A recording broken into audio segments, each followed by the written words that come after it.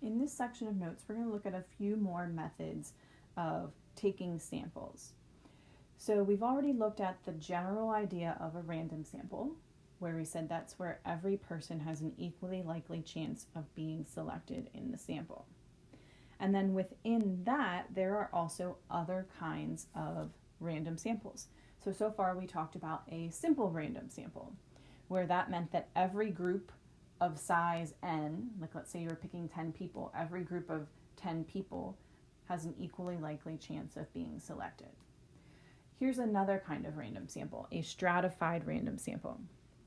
In a stratified random sample, you are breaking your population up into groups because you somehow think that there are subgroups within your big group that might be different from each other. So for example, if you wanted to do a survey to try to find out how students at our high school felt about the quality of student parking, maybe you would think that seniors would feel different than freshmen because maybe seniors are more likely to drive to school than freshmen.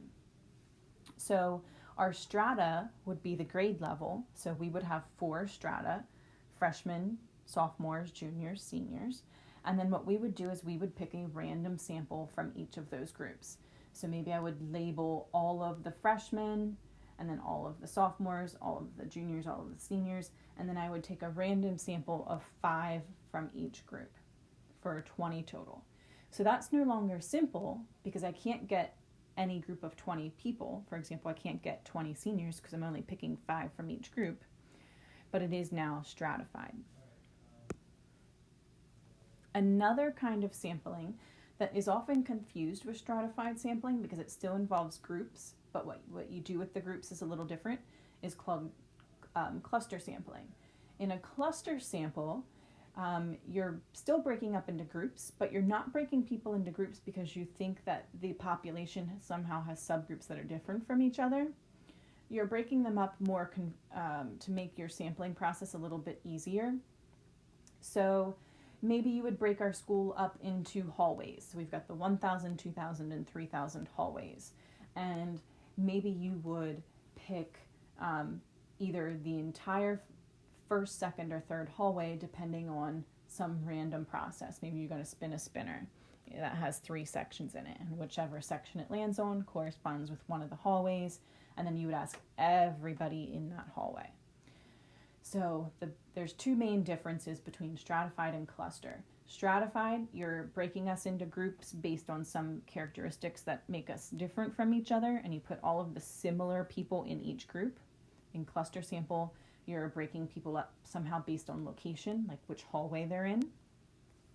And also, when you take your groups in a stratified sample, you're going to take a couple of people from every group, and in a cluster sample, you're going to take entire subgroups. So maybe you're going to take everyone from hallway 1 or everyone from hallway 2.